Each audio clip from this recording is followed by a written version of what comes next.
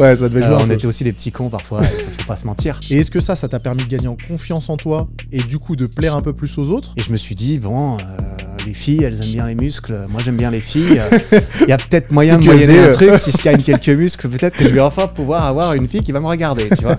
Et comment tu fais pour rencontrer des filles alors? Tout le monde s'en bat les couilles à part toi. Tu vois une fille qui est absolument magnifique, est-ce que t'engagerais la conversation?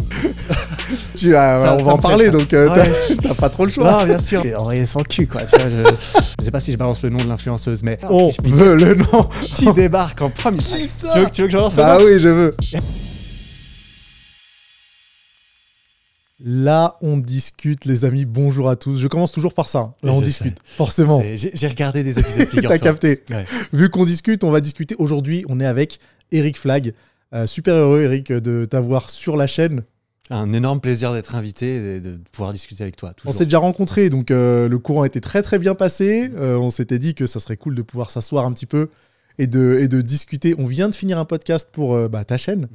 On a discuté 1h30 et c'était génial. Beaucoup apprécié. Ouais, c'était super bien. On va pouvoir aborder d'autres sujets ici. Je sais pas quand vont sortir les podcasts sur les différentes chaînes, mais bon, je vous encourage aussi à aller sur la chaîne d'Eric pour voir un petit peu ce que ça donne. Eric, sportif, créateur de contenu, comment on pourrait te définir? En général, je fais une petite présentation du genre, il a X abonnés sur les réseaux sociaux, il fait ci, il fait ça.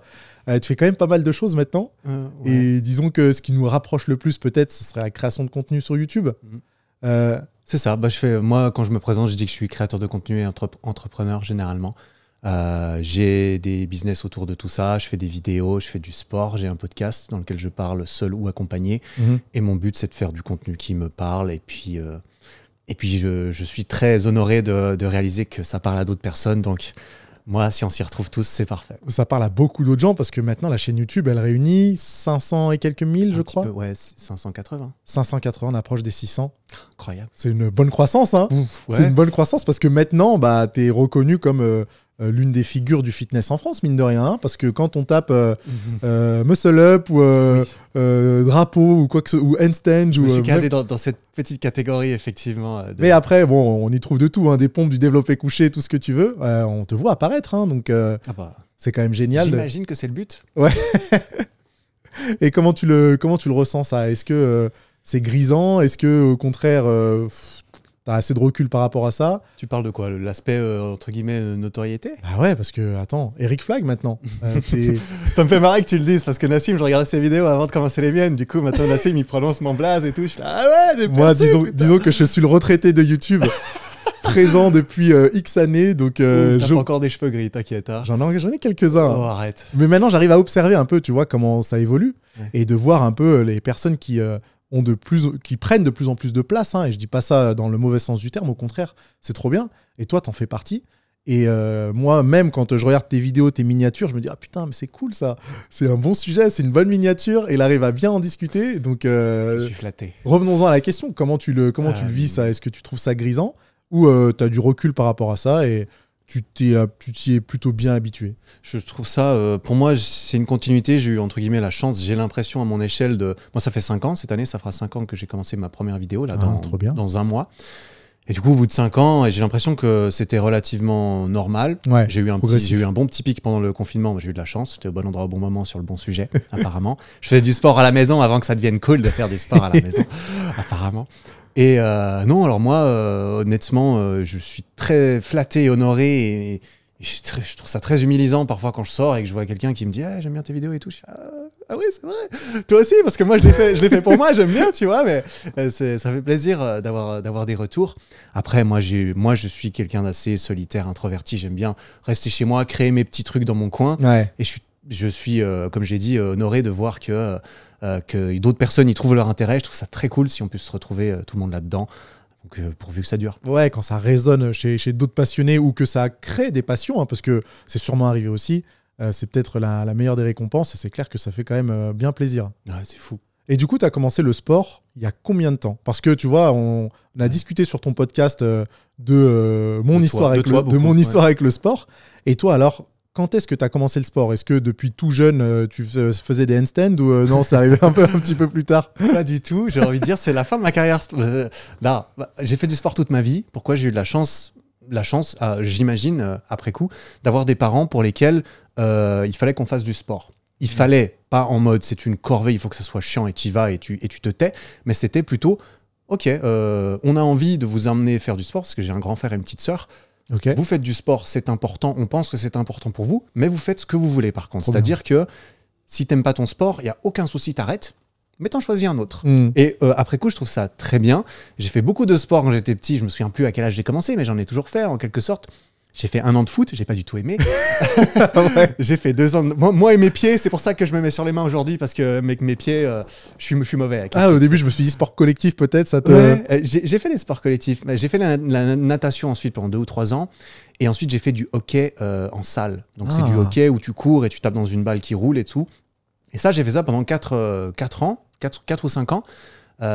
Oui, j'ai fait du judo entre deux aussi. Je me suis arrêté à la ceinture orange parce que ça me plaisait pas non plus. Enfin, j'ai fait des trucs comme ça. Bien testé, ouais. Ouais, j'ai testé. Et puis, j'ai arrêté les sports d'équipe et le uni-hockey à 17 ans. Et là, j'ai commencé la musculation en salle, influencé aussi par mon frère, influencé par le fait que je n'aimais pas mon corps. J'étais un adolescent très renfermé, très timide, très... zéro confiance en moi. Et je me suis dit, bon, les filles, elles aiment bien les muscles. Moi, j'aime bien les filles. Il y a peut-être moyen de moyenner un truc. Si je gagne quelques muscles, peut-être que je vais enfin pouvoir avoir une fille qui va me regarder, tu vois. Et mon grand frère avait commencé aussi la muscu. Et du coup, j'ai commencé. Et j'ai fait de la musculation en salle pendant plusieurs années avec très peu de résultats avant de finalement comprendre vers 21 ans comment ça marche un peu. Surcharge progressive et tout ça. Ça m'a pris du temps, hein, mais j'ai fini par comprendre. Et vers 25 ans, je me suis dit, tiens, j'ai envie d'apprendre à contrôler plus que... Parce que pour moi, la muscu, c'était beaucoup aussi lié au début à l'esthétisme de mon corps et à quoi je ressemble. Et je me suis dit, ok, maintenant, je suis satisfait avec mon apparence. J'ai envie de contrôler mon corps d'une façon différente.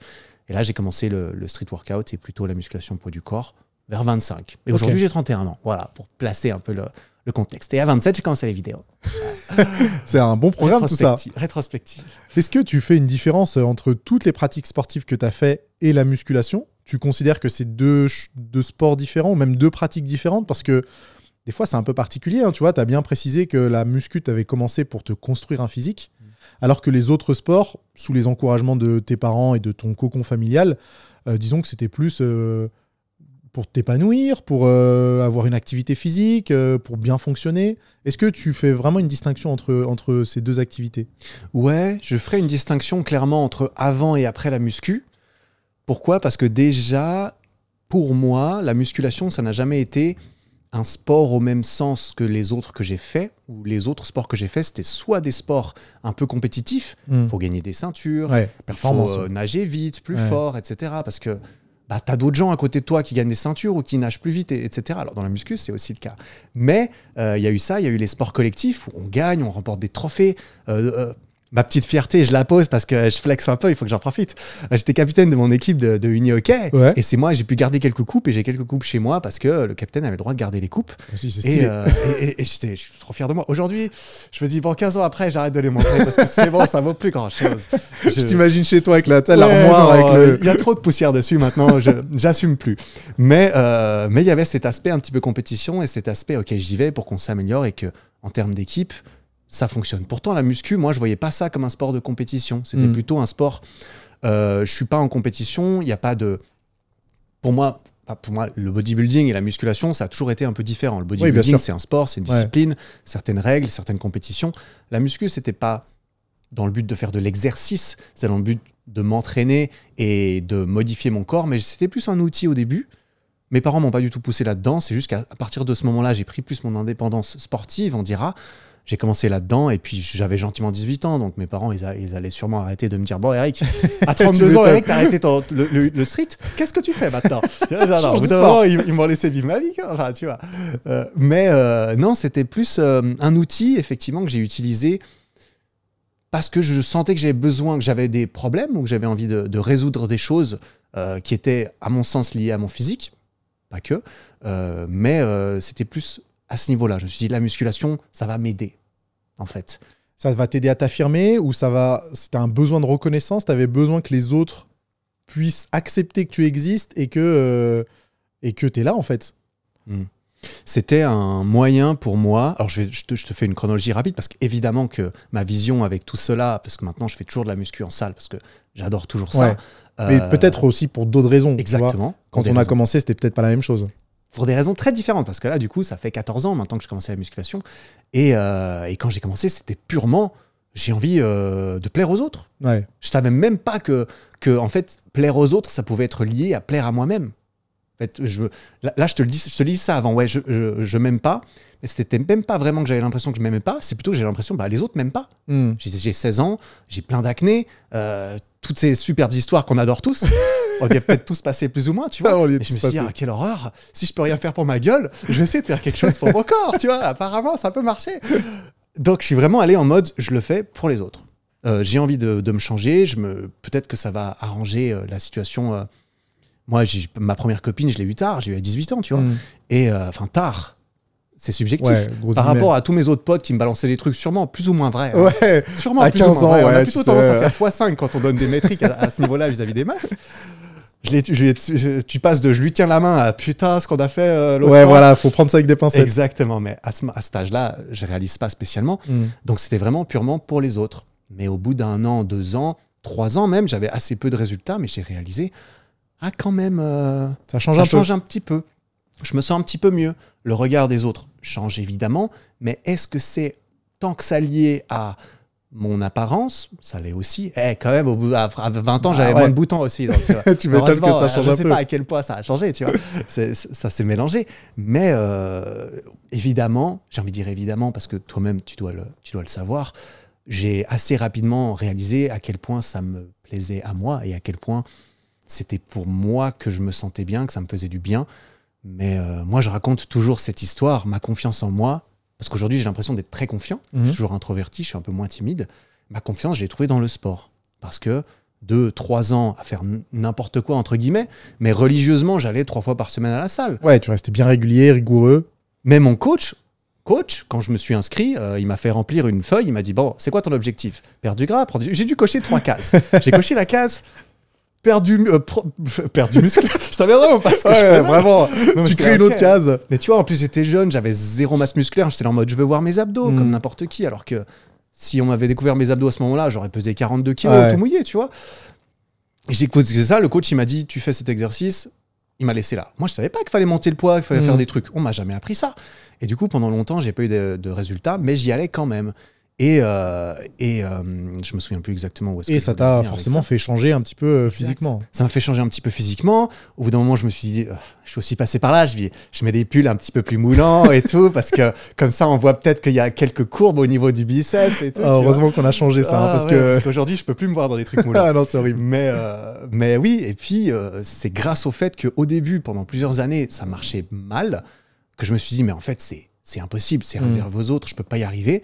Et un jour, entre guillemets, j'ai commencé à m'entraîner de façon plus intelligente et avec plus de résultats. Et là, ça a fonctionné.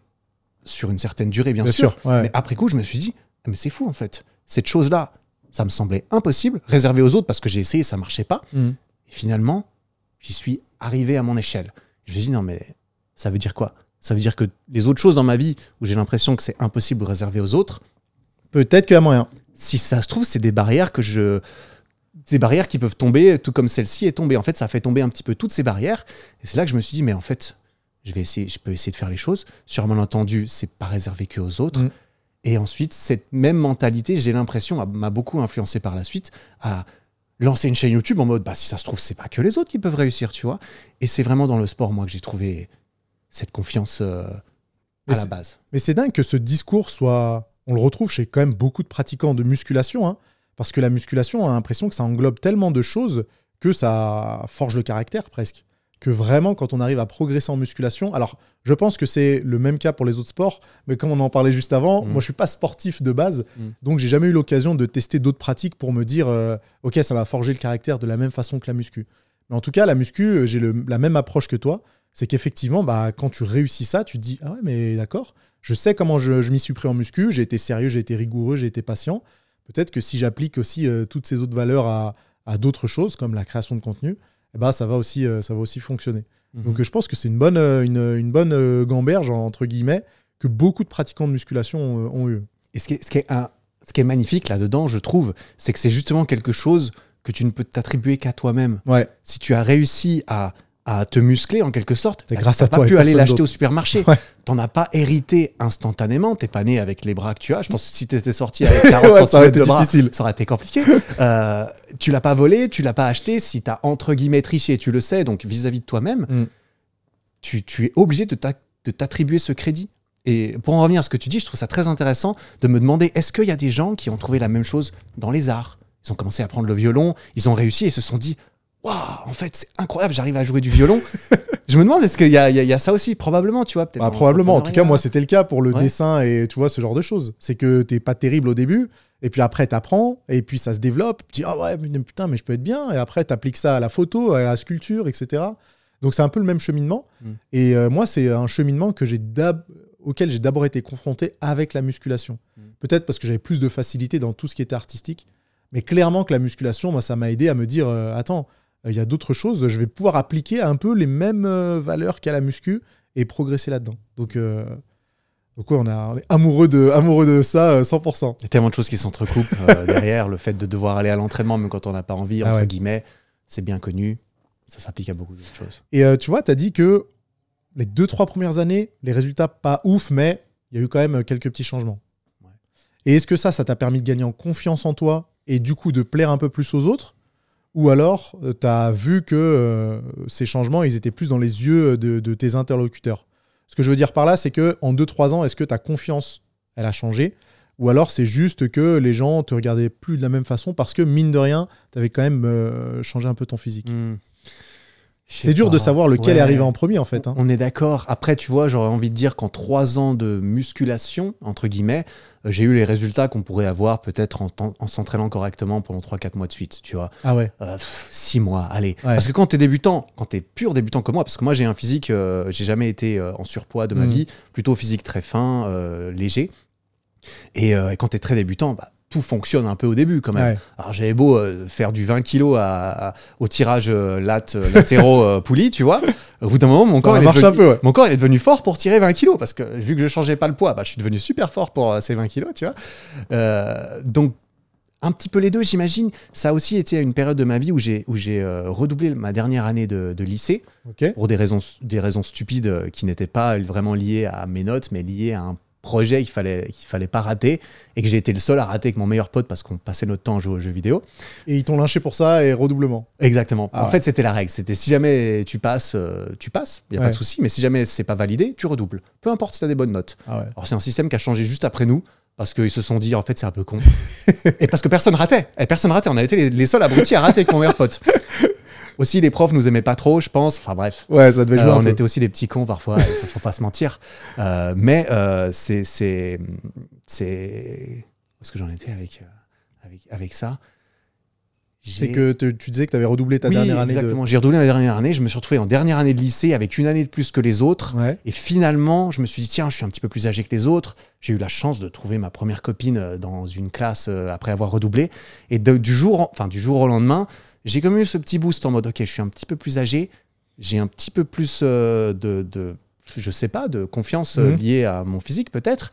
J'ai eu une meuf. Et là, je me suis dit, oh.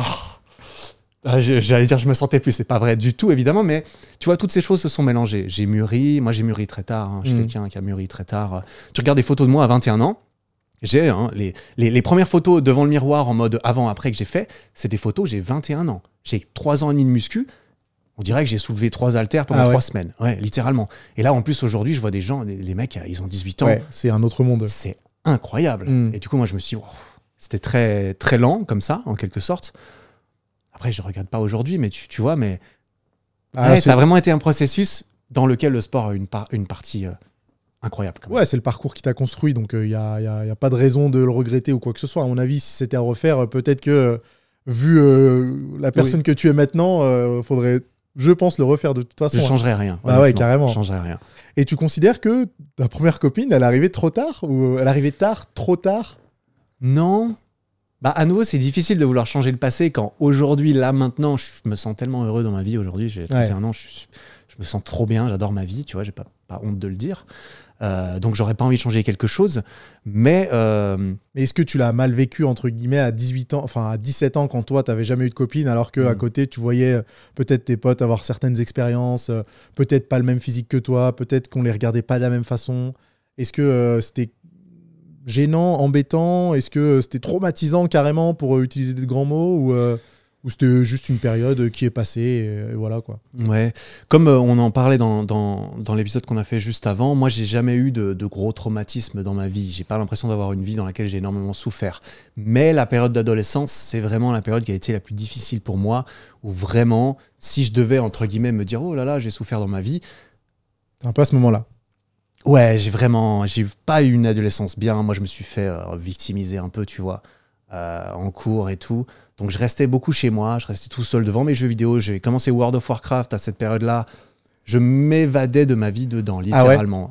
À un tel point que ça a posé beaucoup de problèmes avec mes parents qui voulaient absolument que je me crée une vraie vie en dehors de mon orc chaman niveau 60, tu vois. Mais c'était bien aussi, mais je montais pas de niveau dans la vraie vie, apparemment. Et du coup, j'étais très, très renfermé, très peu confiance en moi. Et j'avais vraiment envie de me mettre une carapace et d'éviter que les gens puissent me voir, me montrer du doigt, m'afficher. Donc, en quelque sorte, je me considérais même pas vraiment en compétition avec les autres. En mode, tiens, lui, il a une meuf, mais on n'est même pas dans la même catégorie, en fait. Ouais, pas dans la même ligue. Ouais. C'est vraiment quand j'ai commencé à me sentir un tout petit peu mieux, à sortir un tout petit peu, à sortir la tête de l'eau et de regarder et de dire hey, ok, j'existe aussi en fait un petit peu. Il y a une fille qui m'a vu, elle me dit hey, moi aussi j'existe. On peut pas exister ensemble un petit moment là pour voir ce que ça peut donner. Et ouais, et puis je suis resté 2 ans et demi avec cette première mon premier amour. Et ça s'est très bien passé. Mais c'est vrai que j'aurais pas tendance à me dire que je me comparais beaucoup aux autres à cette période-là. J'ai juste l'impression de me dire qu'en fait, il n'y a même pas matière à comparaison. Ah ouais. C'était plutôt en mode, les autres font leur vie, moi, j'en ai pas, quoi. Et j'avais littéralement l'expression no life. C'était une expression un peu geek de forum, parce que je traînais beaucoup sur des forums de jeux vidéo à cette époque. Et ouais. J'ai quand même l'impression que c'est une histoire qu'on retrouve chez quand même pas mal de pratiquants de muscu, hein. D'être no life, pour reprendre cette expression, et puis d'arriver à s'affirmer à une période particulière, soit via la muscu, soit via la muscu plus d'autres choses. C'est un schéma qui a l'air de revenir pas mal. Est-ce que toi aussi avais la problématique d'avoir envie de se défendre? Je sais, quand tu disais que tu te faisais victimiser, c'était dans quel sens? C'était juste...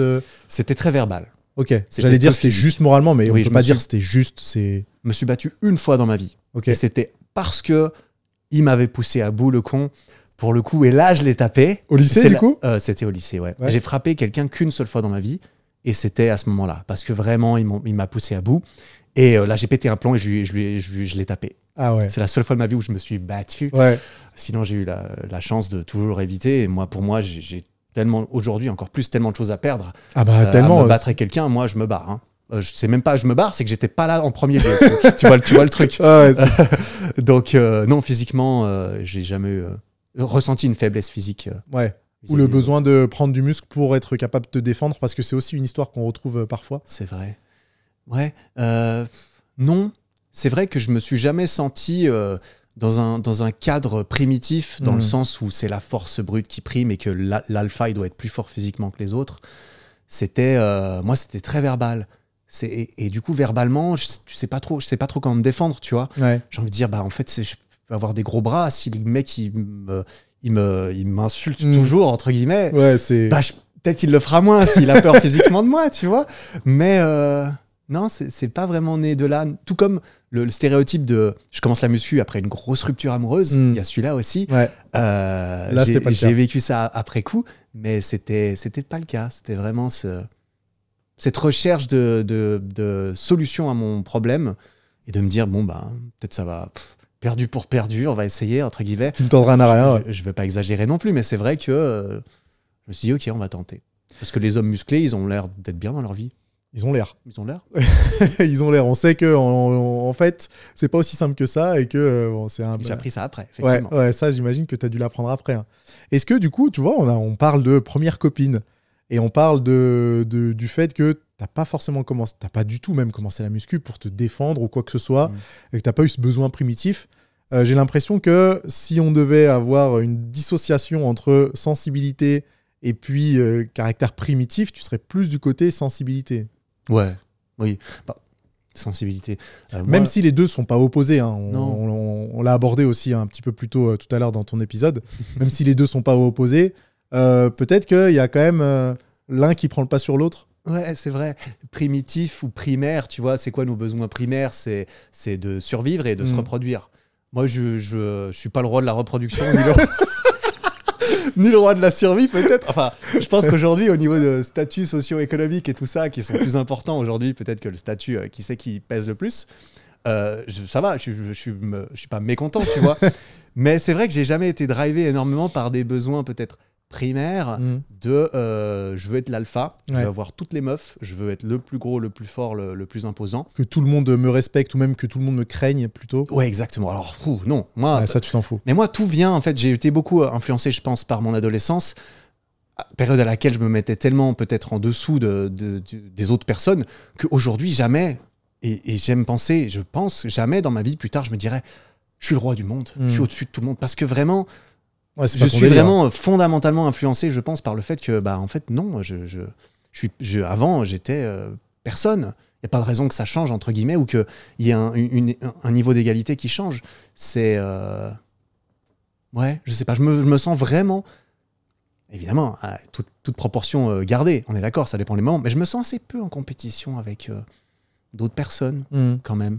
J'ai pas envie d'être... moi, je suis assez discret. J'ai pas envie d'être le mec qui parle le plus, le mec qui fait les meilleures blagues, le mec qui a l'attention de tout le monde, ouais. tout le temps. Je préfère faire mon truc dans mon coin. Comme aujourd'hui, je fais mes vidéos dans ma chambre, tout seul. Bah ouais, je vois ça. Je suis Il y très a content. une espèce de discrétion qui est tout à ton honneur. Et en plus, si t'aimes bien fonctionner comme ça, ma foi, tant mieux. Hein. Ça me correspond, j'ai l'impression. Bah ouais, Ça pourrait changer. ça pourrait changer. C'est vrai que je suis assez solitaire aussi, je pense, quand même. Dans ma vie, j'aime bien être seul. Enfin, je suis introverti et pour moi, introverti, ça veut aussi dire que j'ai besoin d'être seul pour recharger mes batteries. Quand je suis dans un contexte social trop longtemps avec plein de gens, avec plein de bruit et de personnes qui demandent mon attention, Ça et peut tout, épuiser. ça m'épuise assez rapidement. Ouais. Donc j'aime bien, j'ai besoin de pouvoir me ressourcer tout seul dans ma chambre aussi pour... Ok, je recharge mes batteries, ça y est, je peux ressortir dans le monde Et me confronter et me à tout ça. reconfronter à tout ça, sans exagérer non plus. J'ai pas, voilà, tu vois, je peux vivre en société. Y a Oui, t'es pas obligé de t'isoler pendant des Bien semaines et des sûr. semaines. Mais je fonctionne un peu comme ça, et peut-être que ça vient de mon adolescence ou de ma personnalité, bien sûr, ou de ma biologie, mon éducation. Ouais, tout ça, carrément, quoi. carrément. Et tu vois, tout à l'heure, tu parlais d'être carrément dans une autre division par rapport aux autres personnes qui t'entouraient à l'époque, tu vois, les collégiens, les lycéens, d'être dans une autre ligue. Est-ce que maintenant, tu as cette impression-là, mais dans l'autre sens? C'est-à-dire que tu as carrément, mais tu es passé dans la première division assez rapidement parce que tu t'es construit physiquement, tu t'es construit professionnellement, et que maintenant, il commence à y avoir une différence avec les autres hommes de ton âge. J'ai pas envie de faire le mec et de dire Ouais, non, je pas sais que du c'est dur, tout. je sais que c'est dur Ouais, à admettre, tu mais vois, en fait, je suis très fier de moi aujourd'hui. Je suis très reconnaissant aussi de toute la chance que j'ai eue en cours de route, d'avoir eu justement un environnement propice, des gens qui m'ont soutenu, mes parents qui m'ont épaulé tout le long. Apparemment, je suis pas né au pire endroit, au pire moment, dans le pire schéma génétique non plus. J'ai l'impression que j'ai eu énormément de chance au final aujourd'hui dans ma vie. J'ai été au bon endroit au bon moment avec les bonnes personnes et j'ai pas eu de gros cataclysmes ou de gros traumatismes. Même si ça fait 15 minutes qu'on parle du fait que j'étais pas bien dans ma peau quand j'étais jeune, tu vois. Mais aujourd'hui, je le vois pas comme oh, c'était j'ai une vie difficile, tu vois. Donc non, j'ai pas l'impression aujourd'hui de j'ai pas d'envie ou de besoin. En fait, je vais peut-être le formuler de façon moins oh là là, qu'est-ce qu'il est humble, ce con. Non, ce serait plutôt, j'ai l'impression qu'aujourd'hui, j'aurais envie de le démontrer différemment. J'ai envie ok, moi je fais mes choses, je fais mon truc dans mon coin, je fais monter tout ça, ça me plaît de voir que ça marche, que ça fonctionne, que j'ai plus de moyens, etc. Je suis content de gagner ma vie aujourd'hui, tout va bien. Ce serait plutôt de cette façon-là. Ce que j'aime, c'est la concurrence, la compétition, entre guillemets, saine, ou la compétition prolifique pour... j'allais dire l'humanité. Bon, oh là là, mais ça avère, qu'est-ce qu'on crée des trucs pour l'humanité, c'est fou. Mais en mode, chacun fait la meilleure chose de son côté et ça crée une compétition saine de ok, on est en compétition, mais on va pas se faire de coups bas. On se fait progresser l'un l'autre. On va se pousser parce qu'on a envie de dépasser le premier, on a envie d'avancer. Chacun avance de son côté et ça. C'est pour ça qu'il y a des lois anti-concurrence déloyale, parce qu'on a besoin que les entreprises soient en concurrence pour que chacun puisse innover et c'est grâce à ça qu'on innove. Ouais, Donc je me plais plus dans ce schéma-là de pensée, de oui, je suis compétitif, j'ai envie d'être meilleur, peut-être pas d'être le meilleur, mais d'être meilleur. Et pour ça, j'ai besoin aussi de voir, wow, lui, il fait ci, il fait ça. Il faut évidemment jongler avec le fait de, bon, est-ce que j'ai envie de faire pareil? Est-ce que j'ai envie d'accepter ce qui vient avec? Mais...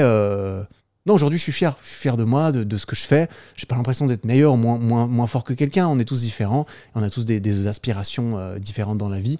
Mais je suis content d'avoir l'impression de me connaître suffisamment pour me dire, je me connais un petit peu, je sais à peu près qui je suis. Et du coup, je vois qui j'ai envie d'être.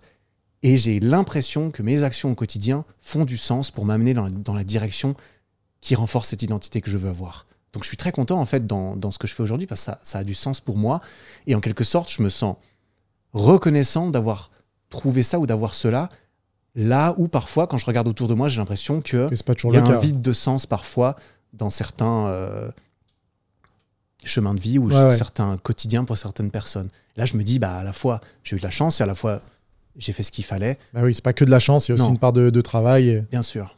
Mais non, aujourd'hui ouais, je sais pas, j'aime pas parler de moi comme ça, tu vois. Mais on va en parler, donc t'as pas trop le choix. Non, bien sûr, mais je me considérerais pas plus ou moins, ou ouais, c'est différent. Bah alors, autre réflexion. Tu vois, tu l'as mentionné juste avant, tu fais les trucs dans ton coin, tu fais tes vidéos, tes autres projets, ça progresse comme ça progresse, mais je pense que, d'après ce que j'ai compris, peut-être que tu pourras me corriger, il n'y a pas une grosse équipe autour de toi qui va... t'aider ou t'assister sur la réalisation de tel ou tel projet. Jusque-là, on est bon. C'est vrai. Est-ce que le fait de ne pas se sentir en concurrence avec qui que ce soit ou de ne pas se considérer dans une division plus haute que les autres, est-ce que c'est en lien avec ton caractère et c'est la chose qui t'encourage à rester tout seul en fait et à ne pas t'accompagner d'une équipe que tu devras forcément manager, que tu devras forcément diriger, que tu devras forcément contrôler sans utiliser ce terme-là de manière... j'ai pas dit manipuler, j'ai juste dit contrôler. Est-ce que, tu vois, c'est ce trait de caractère qui fait que tu as envie de rester tout seul? Parce que si jamais tu t'accompagnais d'autres personnes, tu serais obligé de considérer que tu n'es pas dans la même division. Parce que c'est le cas, un patron, il n'est pas dans la même division. Ça ne veut pas dire qu'elle est meilleure ou moins bonne, il n'est quand même pas dans la meilleure division. C'est intéressant comme question. Je pense que ça influence cela. Effectivement, alors après je repose un petit peu le contexte, c'est impossible pour moi aujourd'hui dans l'écosystème dans lequel je vis, avec les réseaux sociaux autour de moi je suis constamment en train de me comparer aux autres, comme beaucoup de gens, je me sens en compétition, que je le veuille ou non, je le vois quand des collègues que j'adore font des trucs qui marchent de ouf, je suis content pour eux, je me dis moi ça marche pas aussi bien. Force est de constater, je le vois, les chiffres ils sont là, YouTube il me les donne les chiffres, ok, 8, tous les mois, 8 sur 10, 10 sur 10 la vidéo, elle a bidé la vidéo, YouTube me dit ta vidéo a bidé. Par contre regarde la sienne, oh là là, elle pète. Un carton. Un grand carton. Du coup je me dis merde, est-ce que je devrais faire différemment, est-ce que j'ai pas envie d'avoir plus d'abonnés que X ou que Y, etc. Je te dis pas, à un moment donné, moi j'ai regardé les stats et je me disais putain j'ai plus d'abonnés maintenant que telle ou telle personne qui fait des vidéos aussi, qui avait commencé avant moi, forcément, je me suis saucé un peu, comme c'est normal. On l'a tous fait. Mais c'est vrai que, et j'ai pas mal bataillé avec ça mentalement ces derniers mois, notamment, c'est un peu cette dualité entre moi, les aspects matériels m'intéressent pas tant que ça. Ce serait peut-être plutôt une histoire de, ok, j'ai envie de faire des choses qui impactent peut-être, qui me plaisent à moi, qui peuvent servir à d'autres. Et j'ai un peu cette dualité entre... Personne n'a eu beaucoup d'impact en restant tout seul dans sa chambre. Tu es obligé de t'entourer de personnes. Tout seul, tu vas peut-être un petit peu plus vite, mais tu vas beaucoup moins loin. C'est bien connu. Et j'ai d'un côté cela, et d'un côté, je me dis, mais est-ce que j'ai pas envie de... C'est pas que j'ai pas envie d'avoir un empire, mais c'est que je me dis, oh là là, l'empire, la flemme. Quel bordel, ça doit être à coordonner. Oh là là. Et du coup, je me dis, je sais pas, je suis un petit peu coincé entre deux. Je suis un petit peu, en quelque sorte, je me dis, oui, je peux rester tout seul dans mon coin et vivre ma vie tout seul et vivre très bien.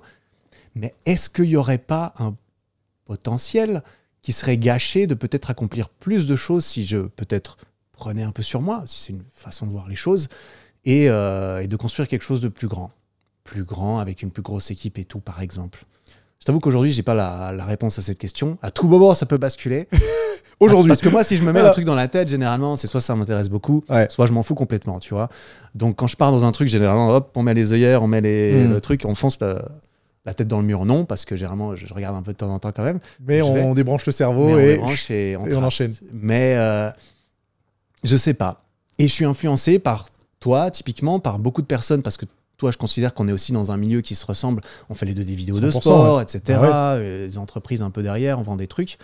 Et quand j'arrive ici, qu'on fait un podcast ensemble et que je vois l'équipe derrière et que je vois tout ça, je me dis, waouh, ça pète un peu quand même. C'est plutôt stylé. Mais c'est le bordel, comme tu l'as dit juste avant. Je ne sais pas. Je suis pas dans ton emploi du temps non plus, mais je me demande, est-ce que j'ai envie de ça? Est-ce que ça me correspond? Est-ce que ça me correspondrait? Est-ce que je peux avoir ça, mais sans peut-être en engageant quelqu'un qui vient coordonner toute la chose à ma place? Moi, je reste peut-être le créatif et le stratégiste en haut, mais je vais pas dire, je vais pas engager un CEO, tu vois, mais j'ai quelqu'un qui peut-être aurait un rôle comme cela et qui permettrait de développer plus ça. J'avoue qu'aujourd'hui, si je pouvais avoir peut-être un manager, alors pas un agent, mais peut-être un manager en lequel je pourrais avoir 100% confiance. Ça veut pas dire que je lui balance 20% de mon business du jour au lendemain, tu vois. Mais si je pouvais avoir un manager en lequel je pourrais avoir 100% confiance pour faciliter certains process, toutes ces choses, je dirais pas non. Avis. Les DM sont ouverts. L'appel est passé. Mais ça va jeter des CV dans les commentaires. J'ai envie de dire, moi, je suis très. Donc, je fonctionne beaucoup au piston. Par exemple, si demain Nassim me dit, lui, c'est une pépite. J'aurais beaucoup plus de chances d'y aller, tu vois. Mais c'est pour dire que si les choses se goupillaient de cette façon, je pourrais me voir partir dans une direction comme ça. En attendant, je me dis, je suis flexible. Si après-demain, je peux partir à Lyon, faire un podcast avec Nassim, parce que mon emploi du temps, je le fais comme je veux, je suis content d'avoir cette flexibilité, de ne pas avoir... Si j'arrête de faire des vidéos aujourd'hui, pendant 3 mois, je vais bien m'en sortir. Bien sûr. Parce que j'ai des trucs qui tournent qui tournent sans moi. J'ai une équipe à côté aussi, avec un associé et des... une équipe, des employés, j'allais dire, il y a des gens qui travaillent avec moi. Ils travaillent pour toi. Oui, mais c'est pas moi qui les manage. Mais c'est moi qui suis aussi en haut, je suis aussi patron, tu vois. J'ai du mal un peu avec... Ah ouais, tu veux pas dire qu'il y a des gens qui travaillent pour toi? Moi, j'ai une équipe qui travaille pour moi, ouais. J'ai évidemment un monteur, j'ai une équipe avec toute ma boutique où on vend des équipements sportifs. Il y a toute une structure, on a des entrepôts, on a des logisticiens, on a un alternant, on a un graphiste chez la comptabilité, les fournisseurs, tout ça. Évidemment, il y a une grosse structure en ce qui me concerne, mais c'est vrai que je prends moins de plaisir à manager tout ça au quotidien plutôt qu'à juste être tranquillement à créer un petit peu mes choses. Par contre, j'adore le côté stratégie en mode j'adore créer des trucs, j'adore créer les produits, j'adore voir les gens les utiliser, les propager, les vendre aussi. C'est pas une passion la vente, mais ça fait partie de mon rôle dans cette organisation. Et en quelque sorte, j'ai cette ambition personnelle de en fait, je pourrais faire un truc gros. Pourquoi pas aller faire du 8 chiffres? 8 chiffres annuels, c'est incroyable, t'imagines? Et pour moi, ça semble insensé, mais en fait, c'est possible, tu vois, en quelque sorte. C'est possible. Je sais que rien n'est impossible. Je me le suis prouvé à moi-même, donc je ne peux pas me dire non, ça, tu peux pas y arriver. Donc je pense que je peux tout faire. Mais parfois, ça m'explose la tête en mode, mais est-ce que si tu peux, tu dois? Comment est-ce que tu te positionnes là-dedans? Comment est-ce que tu te préserves? Parce que tu peux pas tout faire en 3 mois. Il faut tenir sur la durée. Et est-ce que cette réflexion, tu l'as depuis quelques semaines, quelques mois, où ça a toujours été là, où tu as l'impression d'être dans une période, tu vois, un petit peu transitoire, où tu te dis, là, ça va peut-être basculer. Peut-être que je vais devoir prendre la décision la plus importante de ma vie en me disant, ok, j'appuie sur l'interrupteur, là, on va scaler au max, et puis ce sera plus 8 chiffres, ce sera 12. 12 bon, j'abuse un peu. Mais tu vois ce que je veux dire. Je vois ce que Est-ce que tu penses être dans une période un peu de transition où il va falloir prendre une décision, ou alors tu n'as pas trop cette pression en te disant c'est bon, j'ai encore le temps de voir venir, peut-être que je pourrais faire ça tout seul, je mets des grosses guillemets parce que tu n'es pas vraiment tout seul non plus. Est-ce que je vais pouvoir faire ça encore pendant quelques mois, voire même quelques années, ou alors il va falloir que je me décide assez rapidement? Non, alors ça, c'est des réflexions qui sont assez récentes. Parce qu'évidemment, moi j'ai commencé mon truc tout seul, je savais rien faire, j'étais pas là en mode ok, alors... Et ça bouge vite en plus. J'ai 0 partout. Mais on va déjà prévoir qu'est-ce que je ferai quand il y aura Quand les j'aurai millions, 8 tu vois. Voilà. Non, bien sûr, c'est quelque chose qui est venu plus récemment. Parce que moi, mes premiers objectifs, c'était la survie, c'était quitter la maison de mes parents. Quand symboliquement, j'ai pu payer finalement mes factures moi-même, mon appart, mon loyer, tout ça, c'est là que j'ai eu une grosse introspection en mode, bon, bah maintenant, qu'est-ce que je fais? Quels sont les objectifs? Et c'est un petit peu plus à partir de là qu'ont découlé certaines réflexions de qu'est-ce que j'ai envie de faire? Est-ce que j'ai envie de faire un maximum d'abonnés, un maximum d'argent, un maximum d'impact, de reconnaissance, de choses? Pour moi, tout se vaut. Il n'y a pas quelque chose qui est mieux ou qui est moins bien. Mais ce qui est important, c'est que je sache ce qui est important pour moi et que je puisse me dire que ce que je fais au quotidien, ça me rapproche de ce qui est important pour moi. Tout ça pour dire que j'ai eu ces réflexions de ok, est-ce qu'il ne faudrait pas pousser un petit peu la manette? J'ai poussé un petit peu la manette tout seul trop. Je me suis dit, oula, Eric, tu t'en es demandé un petit peu trop. L'année dernière, j'en ai fait trop à mon sens un peu. Et je me suis dit, ok, maintenant, calme-toi. Parce que même si tu as des objectifs qui sont pour toi ambitieux et cool, si tu les atteins à 35 ans au lieu de 37, mais que tu es complètement cramé à 35 et que tu n'aimes plus ce que tu fais parce que tu ne fais plus que ça, typiquement, c'est pas possible. Vaut pas le coup. Pas possible. Donc, calme-toi. 2022, mon premier objectif en 2022, c'est toujours de ne pas être trop exigeant avec moi-même, ce qui veut dire de ne pas me sentir trop stressé au quotidien. Je suis plutôt content de mon année 2022 pour l'instant. Ah ouais. Je suis plus calme, moins de pression. Si la vidéo, elle peut pas sortir lundi, elle sortira lundi d'après. Ouais. On s'en bat les couilles. Tout le monde s'en bat les couilles à part toi. Ah oui, c'est ça clair qu'il a fallu personne ne fera la me différence. faire comprendre. Les gens, ils ont une vie en fait. Eric, tes vidéos ne sont pas au centre de la vie de qui que ce soit. Donc, on se calme, il n'y a pas de stress, la vie est longue, on y va gentiment.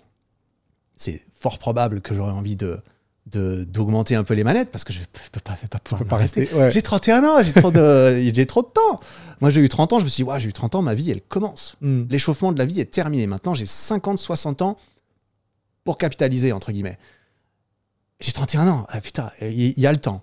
Mais c'est difficile aujourd'hui. La patience, les réseaux, tout le monde, ça explose, c'est exponentiel dans ce milieu encore plus.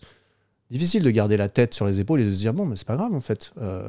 Tu peux t'arrêter, tu peux te reposer un petit peu. T'es pas obligé de décider aujourd'hui ce que tu feras là tout de suite. Ouais. Et pour boucler la réponse à cette question, comme je l'ai dit, là ça va faire 5 ans que je fais des vidéos. Je sais pas s'il y a un truc du style, tu penses tu feras quoi dans 5 ans? Mais il y a quand même cette période de 5 ans vers la fin de laquelle je me commence à me poser des questions en mode bon, quelle serait la direction à faire prendre avec tout ça? Est-ce que j'ai juste envie de rester tout seul, très flexible, d'avoir un certain plafond lié à ça, plafond relatif, ou bien, ça y est, on part. On fait l'empire, on prend un entrepôt de 10 000 m², on fait des concepts de ouf, influencés par les Américains aussi, parce que les Américains, dans le domaine de la création de contenu, ont une avance incroyable. Ouais, on essaie de jongler avec tout ça intérieurement et au quotidien. Mais je ne me mets pas plus de pression, moins de pression aujourd'hui. Et c'est dur de ne pas se mettre de pression quand on est dans un monde régi par la satisfaction instantanée. Ça, on en reparlera juste après. Parce qu'avant ça, je voulais juste te demander quelles étaient les priorités du coup, si jamais tu devais faire un top 3. Parce que tu as mentionné argent, tu as mentionné abonnés, tu as mentionné résonance, peut-être aussi bien-être personnel. Est-ce que le bien-être personnel est tout en haut de la pyramide ou alors il est un petit peu plus bas ou à égalité avec d'autres choses bien précises? Parce que certains pourraient avoir, par exemple, le chiffre d'affaires annuel d'une entreprise et le bien-être sur le même plan. Ce qui est OK, hein, chacun vit sa vie comme il l'entend. Pour moi, c'est 100% OK, effectivement. Personnellement, notamment ces derniers mois, ça flucue, hein, ça bouge. J'imagine. Par période de la vie, il y a des priorités. Notamment quand j'abuse peut-être dans un secteur, je me dis, oulala, on se rattraper un peu. Le déséquilibre, pour moi, est normal. C'est normal d'être déséquilibré, à mon sens. Il ne faut pas que ça soit trop important non plus. Chacun son propre déséquilibre, j'ai envie de dire. Mais là, aujourd'hui, cette année, justement, ça a été bien-être et cet été est arrivé au même niveau que bien-être, vie sentimentale. Parce que je me suis dit, c'est bien cool de me développer tout seul, de faire des trucs, de m'améliorer moi tout seul dans mon coin. Au bout d'un moment, je me suis dit, c'est cool, mais en fait, si je le partage avec personne, ça me semble moins intéressant quand même. Donc ça, c'est devenu plus une priorité. Et ce qui est la suite, ce serait plutôt l'impact. J'ai envie de dire, j'ai envie de pouvoir... impact, c'est un grand mot en fait, impact, j'ai envie de dire. Mon but, c'est quand même de pouvoir faire ce que j'aime au quotidien. Moi, quand on me demande c'est quoi ton but, tes objectifs, moi je suis trop content, le matin je me lève quand je veux, je fais ce que je veux toute la journée, le soir je me couche, je suis trop content de me réveiller le lendemain pour refaire ce que j'aime, en fait. Et ça fait partie aussi, c'est aussi grâce à cette structure qui est que mon temps ne dépend 96% de personne d'autre que moi. Ouais. Évidemment, quand j'ai des gens qui travaillent avec moi ou pour moi, eh bien, je leur dois une partie de mon temps, c'est normal. Et c'est là que j'ai un petit peu de mal à lâcher du lest parfois, mais je suis très content de ce que je fais au quotidien. Mais du coup, à partir de là, j'ai envie de pouvoir propager plus de choses, j'ai envie d'avoir l'impression de progresser dans une direction. Je pense que ça va aussi un peu ensemble. Hein. De toute façon, la résonance que tu as, qui est liée à ton métier passion, forcément, les deux vont un peu de pair. Hein. À mon avis, tu serais peut-être moins épanoui si jamais tu savais que les conseils résonnaient chez une dizaine de pratiquants, même si c'est toujours génial. Hein. Il suffit que d'un seul. Mais de se dire, attends, je suis un peu une référence dans le fitness en France ou dans les pays francophones, c'est quand même assez cool. Et là où j'ai un petit peu plus de problèmes, c'est au niveau de l'argent. C'est que je me dis, d'un côté, l'argent, personnellement, je m'en fiche un petit peu. Tu vois, matériellement, je suis content d'habiter dans un endroit, dans un appartement cool. C'est aussi un investissement, c'est pour ça aussi. Après, les voitures, les symboles de richesse matérielle, en tout cas, ostentatoirement parlant, ça m'intéresse peu. Mais d'un autre côté, je suis tiraillé par le fait, ah oui, mais ceux qui ont un grand impact sans un bon réseau et des moyens financiers, c'est plus difficile. Ouais. Donc c'est là que je me dis, bon, il faut quand même que ça suive un petit peu à ce niveau-là. J'ai pas envie que ça devienne la priorité, mais ça reste important parce que, au final, tout ça fait partie d'une fondation qui permet ensuite, à partir de là, de partir dans différentes directions.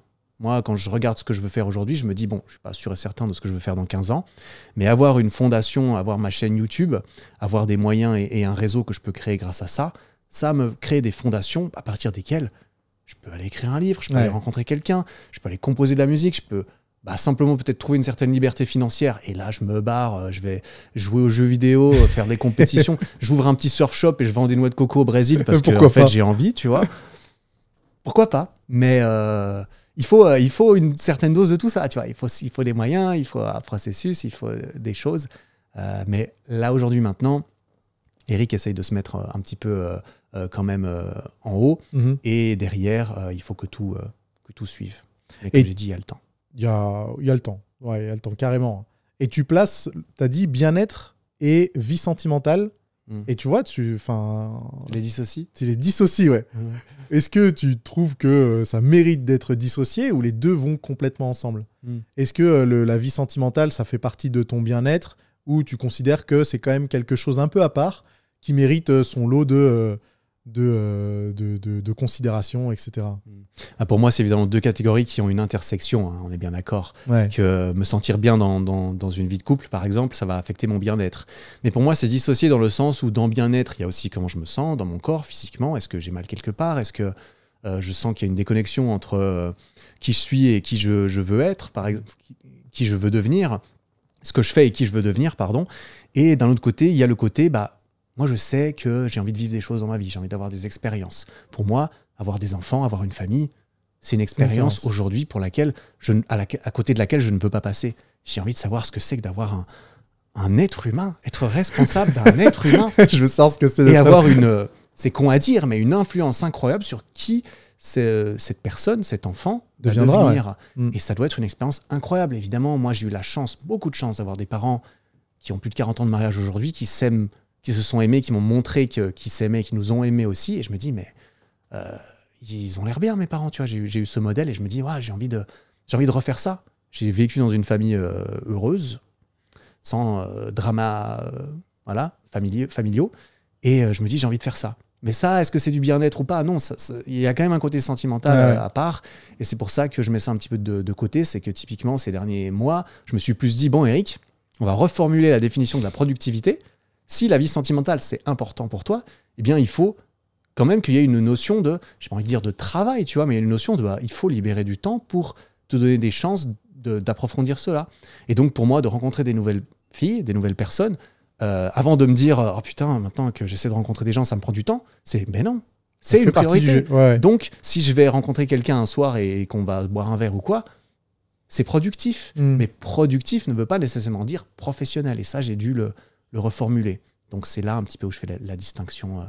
Évidemment, je suis un être humain comme tout le monde, j'ai envie de me sentir aimé, tu vois. Le sentiment profond d'un être humain, c'est pas nécessairement d'aimer c'est ce que j'ai lu dans un livre, je vais le ressortir comme ça, mais ça m'a parlé. C'est pas nécessairement d'aimer quelqu'un, mais on a vraiment envie ou besoin de se sentir aimé. C'est aussi pour ça qu'on peut avoir certains besoins d'appréciation, de validation extérieure. Moi, le premier, j'en ai... Comme tout le monde, hein, comme tout le monde, sûrement. Donc, c'est là que je mettrai un petit peu la distinction, tu vois. Ok, ouais, c'est plutôt clair. Après, on pourra me dire, ouais, Eric, tu as une vision très carrée de, ok, la vie sentimentale, c'est du travail. Il faut allouer une partie de ton temps là-dedans. Après, moi, je fonctionne comme ça. Après, c'est ton caractère. Ouais, bah oui, si des gens ne s'y retrouvent pas et ont besoin de plus de flexibilité ou de ne pas utiliser ces termes-là, oui. Chacun vit sa vie comme il veut. Ouais. Et comment tu fais pour rencontrer des filles alors? Est-ce que tu es sur Tinder? Est-ce que... Oui, j'utilise beaucoup les applications.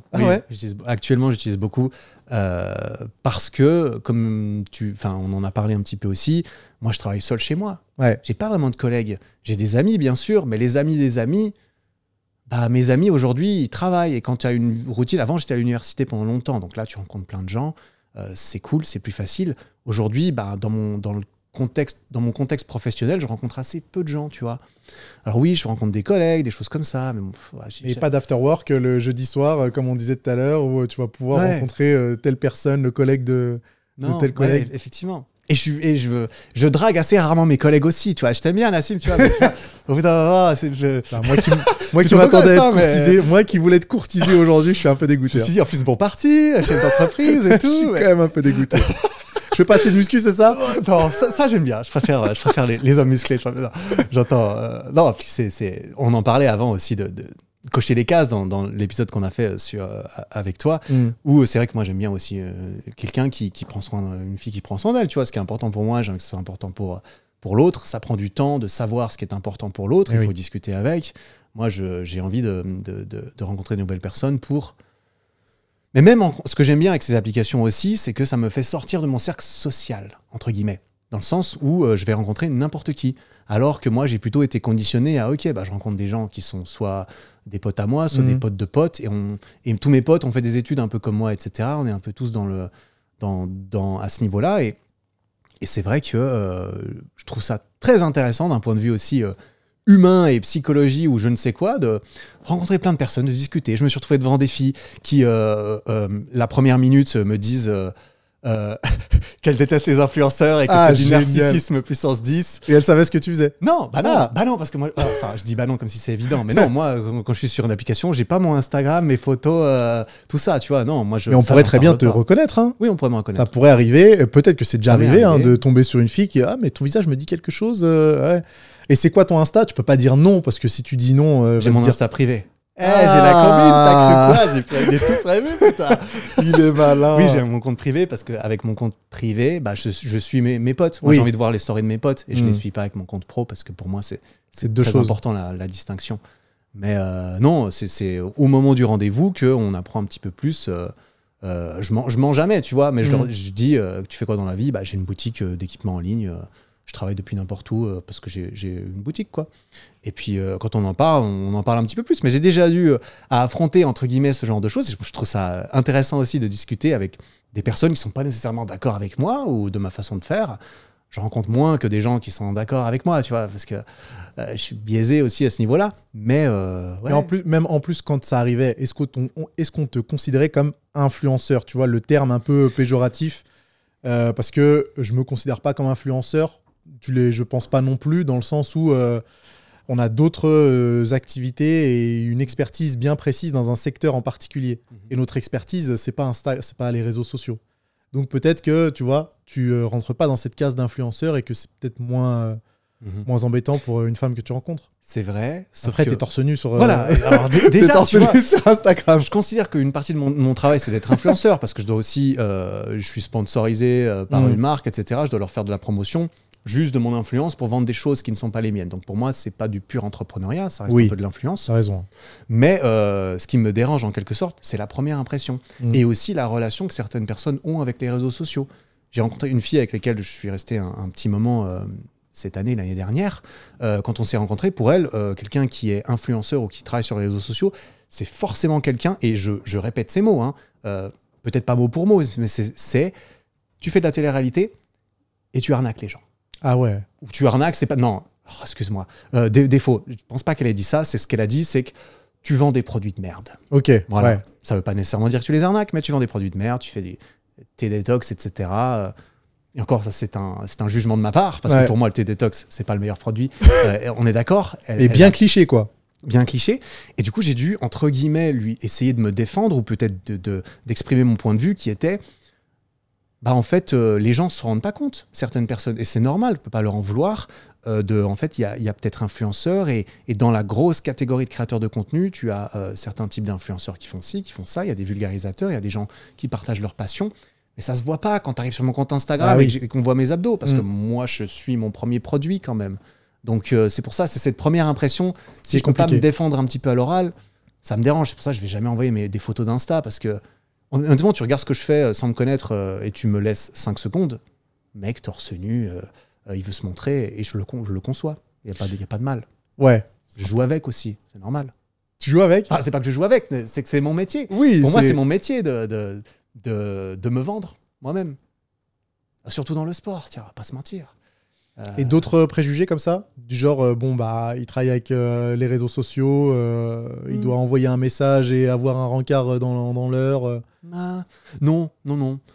Non, c'est intéressant comme point de vue. Non, moi je suis très... alors encore plus aujourd'hui, j'ai dû apprendre évidemment de mes expériences et de mes erreurs, mais moi je suis aujourd'hui full honnêteté, full transparence, full tout. Moi je veux que tout soit dit, tout soit clair. Avec tout le monde, tout le temps. Avec les filles dans lesquelles je suis en relation, pour le coup, clairement. Oui. De par tous ces non-dits qu'il peut y avoir de « Ah, mais si ça se trouve, il y a des meufs qui le DM, et je le sais pas, etc. » Alors là, ça se joue sur la confiance, c'est important. Mais pour moi, la confiance, elle se cultive et elle vient pas juste par hasard. Il faut la prouver avec des actes, etc. C'est pour ça que mon compte business, on dira, mon compte Instagram Harryflag, moi, je n'ai jamais tchatché avec des filles dessus. Jamais, déjà parce que pour moi c'était le travail, mais encore plus parce que une fois, je peux te le dire texto, j'étais avec une fille avec laquelle j'ai eu ma plus longue relation et j'étais sur les réseaux en même temps. Une fois j'ouvre Instagram devant elle, je sais pas si je balance le nom de l'influenceuse, mais il y a une Instagrammeuse fit girl, si je puis dire, le nom qui débarque en premier. Qui ça? Tu veux que je relance le nom? Oui, je veux. Il y a Justine Galis qui débarque en tout premier sur mon feed. Et sur cette photo, on voyait certains attributs mis en avant. On voyait son cul, quoi. Tu vois, je vais le dire, je le dis. Et j'ouvre, et je suis à côté, il y a ma meuf à côté, j'ouvre mon téléphone. Et le premier feed, c'est Justine Galis qui arrive, et comme ça. Et ma meuf, elle voit ça, elle me dit ah ouais, quand même. Et j'ai dû, entre guillemets, lui expliquer, mais. C'est ton compte business, tu la connais du sport. Elle fait du sport, moi je suis les collègues, il y a des raisons. Il y a plein de raisons à cela. J'ai été très clair avec elle, et je peux être très clair ici aussi. Il y a des raisons politiques. Pour moi, il y a des raisons. J'aime bien la personne, il y a des raisons. Je veux être tenu au courant de l'actualité, de mon domaine, de mon milieu. C'est pas moi qui décide l'algorithme de la première personne qui apparaît devant mon feed. Oui, bien sûr. Non plus. Et j'ai dû lui montrer, moi, les gens qui m'écrivent, les filles qui m'écrivent « Salut, ça va ?» en message privé, je ne réponds pas, tu vois. Mais c'est important de faire la distinction parce que je peux pas à la fois jouer un peu sur les deux tableaux en mode je lui explique que c'est pour le travail, mais derrière, je tchatche des meufs quand même pour me flatter mon ego, quoi. Donc pour moi, ça c'est très important et il faut en parler, d'autant plus aujourd'hui. Et j'ai aussi mis en place certains procédés pour certains process pour qu'il y ait moins de ce genre de situation, on dira. Sur ton compte business, sur mon compte business, ouais, pour ne pas dire. Du genre, on peut pas t'envoyer de message ou alors il y a des réponses préenregistrées ou. Non, je sais pas si je le dis comme alors, ça. Alors, t'es pas obligé de dévoiler ton secret, mais non, après. Non, moi, je vais le dire parce que c'est pas grave. Mais c'est vrai que ça m'est arrivé par période, notamment avec quand j'étais avec des filles. J'avais pas envie d'avoir justement ce genre de situation, donc tu peux simplement mettre les gens en sourdine. Ah tu peux oui, les ouais, suivre, mais leur post n'apparaît plus dans ton feed. C'est juste ça, tu vois, pour éviter parfois qu'il y ait ce genre de situation qui se reproduisent. Je me suis dit, ok, je mets la personne en sourdine. Comme ça, je la suis toujours, il n'y a pas de souci. Et je sais pas que je le unfollow la personne, ça pourrait être mal interprété aussi, tu vois. Mais c'est juste ça. Non, il n'y a pas de combine sinon. Hein. Ouais, ça va. je m'attendais à pire. Ah, tu t'attendais à pire? Ouais, non, là, ça va. C'est une combine plutôt classique et utilisée par tous, je crois. J'imagine. Mais il faut l'assumer, tu vois, parce que bon, politiquement parlant aussi, tu vois. Bien sûr. Pour moi, c'est mon travail. Donc, mon travail, il y a une partie de politique, il y a une partie de relations. C'est pas que des bisounours partout non plus. Donc, il faut aussi je suis totalement d'accord. Prendre des mesures. Est-ce que tu le vois d'un mauvais œil, toi, de devoir rencontrer des filles via Internet, que ce soit les réseaux sociaux ou les applis de rencontre, Est-ce que ça t'est déjà arrivé, vu que maintenant, je pense que t'es plus forcément timide, ou en tout cas, même si t'es introverti, à mon avis, t'aurais pas trop de mal à engager la conversation avec un ou une inconnue. Est-ce que ça t'est déjà arrivé de faire ça, ou alors t'en restes exclusivement sur les réseaux sociaux pour l'instant? Imagine-toi, t'es en déplacement. Là, t'es dans une ville qui n'est pas la tienne. Tu vas à la boulangerie prendre ton café, un croissant. Tu vois une fille qui est absolument magnifique. Tu l'entends prendre sa commande. Tu te dis, ah putain, elle s'exprime bien. J'aime bien son attitude. Est-ce que t'engagerais la conversation? Je vais être totalement honnête avec toi, je ne pense pas. Ah ouais. Je ne pense pas. Je pense que c'est mon gros niveau où je peux m'améliorer, quelque chose que je n'ai jamais suffisamment travaillé. Moi, je suis quelqu'un, j'aime beaucoup avoir une relation stable, durable. J'ai pas été beaucoup à gauche, à droite et tout. Je préfère avoir des relations longues avec des personnes intéressantes. C'est ce que j'ai fait. Et donc, ces dernières années, j'avais pas été célibataire très longtemps. Et entre-temps, j'ai beaucoup évolué quand même. J'ai pris énormément confiance en moi. J'ai énormément confiance en moi. Quand je vais voir une fille, quand j'ai rendez-vous avec quelqu'un, je me sens extrêmement à l'aise. Vraiment, parce que je suis à l'aise avec moi-même et qui je suis, et j'ai pas peur de dire la vérité. Et puis si ça marche, tant mieux. Si ça marche pas, tant mieux. Parce que le but, c'est qu'on soit à l'aise avec qui on est vraiment et pas faire semblant d'être quelqu'un d'autre. Complètement. Mais c'est vrai que d'aller rencontrer des gens dans la rue, j'ai toujours ce petit pincement qui me monte en mode je dois parler avec la fille, je dois dire bonjour. Qu'est-ce que je lui demande? Qu'est-ce que je fais? Je l'ai déjà fait. Je l'ai déjà fait à la salle de sport aussi. Ah ouais? Je l'ai fait à la salle de sport. C'est une des premières fois que je le faisais. Il y a vraiment une fille qui était magnifique, il faut dire ce qui est, une fille magnifique. Et j'ai été lui demander son Insta et tout. Mais c'est vrai que c'est un des domaines dans ma vie où je me dis, ouais, là, il y a un niveau de confiance à travailler encore. Et malheureusement, entre le fait que je sois tombé célibataire, full Covid, tout est fermé, si j'ai pas les applications, je ne fais rien. Aujourd'hui, je fréquente quelqu'un, là, actuellement, un petit peu, on voit comment ça se passe. Je sais pas pourquoi je le précise d'ailleurs. pas la peine de me DM, du coup, c'est peut-être pour ça que je le précise. Laissez-le tranquille. Ne m'écrivez pas sur mon compte pro, il n'est pas là pour ça. Non, j'aimerais bien éventuellement creuser un petit peu plus ça d'un point de vue développement personnel aussi. De pouvoir faire tomber cette barrière qui est de il n'y a pas de raison que je ne puisse pas aller parler à quelqu'un dans la rue parce que ce serait dommage. Des opportunités qui seraient des opportunités. On retrouve le langage. Le langage très technique. Non, mais c'est intéressant. C'est des gens et des personnes et dans le même sens que je me dis c'est cool, je peux rencontrer des gens que j'aurais pas rencontrés ailleurs. Évidemment, dans la rue, c'est la même chose. Sur les applications, il y a tout le monde. Dans la vraie vie, il y a tout le monde aussi. Ça, j'aime. En fait, c'est pour ça que j'ai précisé, c'est que j'aimerais bien, mais c'est vrai que clairement, je vais pas m'amuser à aller tchatcher les meufs dans la rue alors que je suis déjà en train de voir quelqu'un. Oui, tu m'étonnes. On est bien d'accord. Mais à terme, si jamais, je ne sais pas, j'aimerais bien m'améliorer là-dedans. Parce que c'est compliqué aussi, mine de rien. Même si on a l'habitude, je vais me mettre un peu dans le même panier, même si on a l'habitude de s'exprimer, que ce soit devant des gens ou que ce soit avec des inconnus, etc.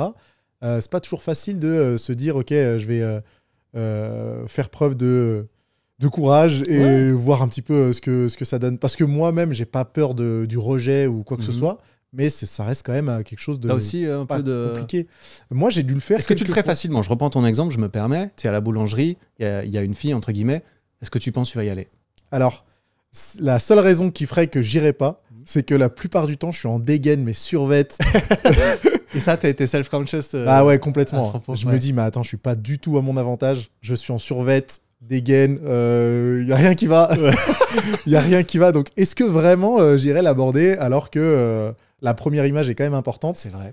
Et qu'elle va se dire, putain, mais ouais, il fait quoi lui en survette comme ça, un jour de la semaine, peut-être qu'il sort de la salle de sport, peut-être qu'il fait rien de sa vie, c'est un peu compliqué. Ouais, donc comme quoi, quelqu'un comme toi, qui on pourrait se dire, Nassim très confiant dans beaucoup de choses qu'il fait, mine de rien, c'est pas pour autant que, ok, je suis le roi du monde, je vais parler à quelqu'un facilement, ça reste un autre degré d'amélioration, d'être à l'aise avec ça, et de confiance en soi peut-être à développer. Et je pense que j'aurais même pas envie d'être considéré comme le roi du monde qui parle à tout le monde parce que ça renvoie à quelque chose qui, moi, me ressemble pas trop. Bien sûr. Donc, je trouve pas ça cool d'être... moi, je trouverais pas ça cool d'être 100% à l'aise avec n'importe qui à aborder dans n'importe quelle condition parce que ça transmet quelque chose qui me ressemble pas forcément. J'ai pas envie d'être celui qui arrive à engager la conversation avec tout le monde. Je préfère être celui qui arrive à avoir une conversation avec une seule personne et que ça se passe bien, quoi. La bonne personne au bon moment. Bah écoute, juste avant de commencer ce podcast, j'ai été à la boulangerie, j'ai débarqué dans la pièce, j'avais mon croissant, mon café, j'ai rencontré personne. Oh, ça merde, je vais y retourner après pour voir. Ouais. Je pense que ça mériterait d'aller prendre Ah ouais, un autre, on va retenter. un autre croissant. En vrai, je vais... Ah non, mais à nouveau, je vais pas le faire aujourd'hui, tu vois, pour les raisons que j'ai mentionnées. Allez, viens, mais on y c'est va vrai tout de suite. qu'une des prochaines fois que je me retrouvais dans cette situation, je vais essayer de garder en tête la discussion qu'on a eue les deux. J'irai parler à cette meuf, je te ferai un petit WhatsApp derrière. Eh Nassim, j'ai été lui parler. Je mettrai que ça, point. J'ai réussi. Je laisserai planer le suspense. Mission accomplie. On verra. Mais oui, j'aimerais bien. C'est le genre de domaine d'amélioration personnelle qui me semble intéressant aussi. Tu vois, quand je t'ai demandé, je penserais pas que tu serais sur des applis de rencontres maintenant. Enfin, peut-être pas maintenant parce que tu fréquentes quelqu'un. Ouais. Parce qu'en tant que personnage public, personnalité publique, t'as quand même plus de chances de tomber quelqu'un qui t'a déjà vu. Et du coup, ça complique beaucoup, beaucoup les choses. Dans le sens où beaucoup de filles trouveraient ça bizarre d'être un créateur de contenu qui a une certaine communauté et de devoir utiliser des applis de rencontres pour faire des rencontres. Pour toi, il y a une connotation négative avec les applications de rencontres ? Alors, dans certains cas de figure... Enfin, il n'y a pas de connotation négative. Mais je trouve que dans certains cas de figure, créateur de contenu, personnalité publique, oui, c'est compliqué. Tu vois, c'est un rôle compliqué et que tout de suite, c'est un peu nager à contre-courant et trouver quelqu'un sur ce genre d'appli, c'est difficile. Intéressant, ok. Je t'avoue que moi, je n'ai pas d'a priori particulier. Après, je ne vais pas mentir, hein. C'est quelque chose que j'ai déjà dit. Moi, je fais du contenu qui est plus axé sport quand même. Oui. C'est plus à ça qu'on m'associe. 80-90% des gens qui consomment, c'est beaucoup des hommes. Donc, les femmes ont moins tendance à peut-être me reconnaître d'une façon ou d'une autre. Et donc, c'est pas tous les jours que je rencontre une fille et puis qui me dit « Ah, Eric Flag et tout ». Ça m'arrive quand même plus rarement que des mecs dans la rue ou des mecs à la salle. Tu vois, mecs à la salle, ça arrive assez régulièrement. Malheureusement, les hommes ne m'intéressent pas de cette façon-là. Donc, je suis obligé, et c'est tant mieux, j'ai envie de dire, je suis pas en train de me dire « Oh là là, il y a trop de gens qui pourraient être influencés par l'image qu'ils auraient de moi ». Même si je l'ai déjà mentionné, c'est vrai que de chercher à construire quelque chose avec quelqu'un qui a déjà l'impression de me connaître de par mes contenus, Ce que tu partages, ouais. il y aurait un déséquilibre de base qui serait peut-être un petit peu spécial. Je dis pas que c'est impossible à combler, mais ce serait un petit peu spécial. Donc aujourd'hui, je suis content d'avoir facilement la grande majorité des personnes que je rencontre qui ne me connaissent pas. Donc c'est très bien. Comme ça, on est juste deux êtres humains qui se rencontrent et puis derrière, bah, chacun partage un petit peu ce qu'il fait de sa vie et puis on voit ce qui se passe, si ça plaît. Mais c'est vrai que l'aspect application de rencontre, moi je m'en fous. Je suis dessus. Moi j'ai pas de problème avec moi-même, tu vois. Donc je suis là, c'est moi. Si ça plaît, ça plaît, ça plaît pas. Si ça plaît pas à quelqu'un que je sois sur une application de rencontre, bah, c'est pas la personne à qui tu devrais discuter non, de toute façon. Je vois pas en quoi ça la concerne ou ça l'intéresse, tu vois. Donc non, moi je suis à l'aise avec ça parce que j'ai eu que des bonnes expériences aussi, j'imagine. Bien sûr, si j'ai eu des mauvaises expériences à ce propos, j'aurais un autre discours peut-être. Pour l'instant, tu peux toucher du bois, il y en a de partout. Tout se passe bien. Fais-toi plaisir. Mais c'est bien d'avoir ce mindset et d'être totalement à l'aise en fait avec les choix que tu fais.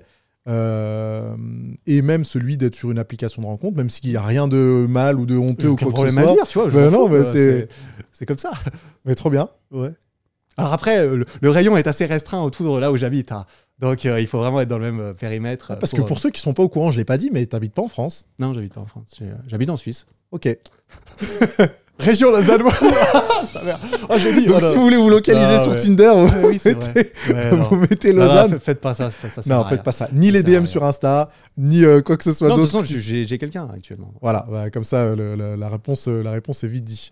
Et ben, c'est cool d'avoir pu discuter de ça avec toi. Et même des relations hommes-femmes, hein, parce que c'est des choses qu'on n'apporte pas souvent. Hein, et même si on a parlé de business et tu vois, de tout l'entrepreneuriat, etc., de savoir un petit peu comment les autres s'en sortent, comment ils appréhendent la chose, quels sont leurs questionnements, c'est toujours assez intéressant. Et on partage quelques similitudes sur ça d'ailleurs. Et c'est bien d'en discuter. On est tous des êtres humains qui pensent les mêmes choses, peu importe ce qu'on fait dans notre vie. On a tous des émotions, des besoins primitifs, envie d'être entouré, d'être intégré, d'avoir des gens pour lesquels on est important, etc. Et de se sentir aimé aussi, j'imagine. Donc ça change rien, peu importe ce que tu fais de ta vie. Au bout d'un moment, le faire complètement seul, sans amis, sans famille, sans personne, c'est peut-être pas aussi épanouissant. Est-ce que tu te rappellerais du livre d'où tu sors, qui est l'un des besoins les plus importants, c'est de se sentir aimé? Oui, ça s'appelle Les 5 langages de l'amour par Gary Chapman. Un livre que j'ai beaucoup aimé. Que tu recommanderais du coup? Que je recommanderais avec grand plaisir. J'en ai même parlé à mes parents qui l'ont lu du coup. Trop après, bien. 43 ans de mariage et qui m'ont dit qu'ils avaient trouvé ça très bien et que c'était intéressant. Et c'est un livre que j'aurais tendance à recommander pour comprendre en fait quand tu... Tout le monde le dit que le plus important c'est la communication, mais il y a différentes façons de parler, il y a différents langages apparemment, c'est ce qu'il explique dans ce livre. Et que si tu ne parles pas la bonne langue à l'autre personne, une façon... En fait, on a tendance avec les autres à leur faire et leur communiquer ce qu'on aurait envie qu'on nous fasse ou qu'on nous communique, en termes de preuve d'affection, typiquement. Mais il y a certaines personnes qui réagissent mieux à différentes choses, je m'embrouille. Certaines personnes préfèrent peut-être le contact physique, recevoir des cadeaux, qu'on leur rende service, qu'on passe du temps de qualité avec.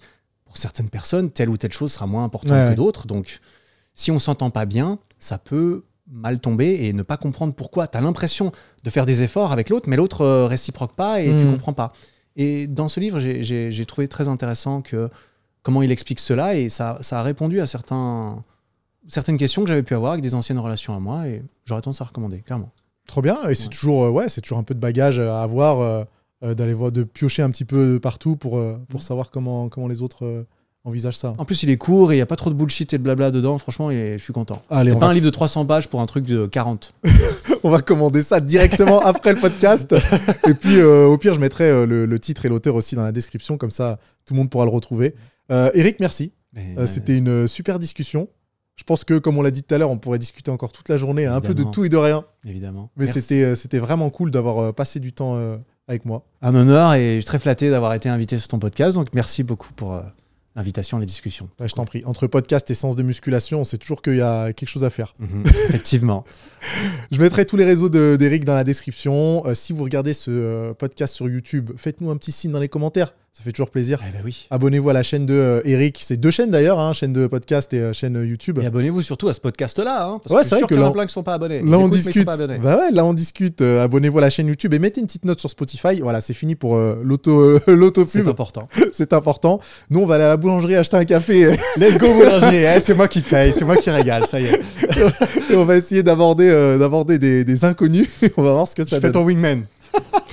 Ça pourrait être pas mal. Allez, bye tout le monde. Salut Eric.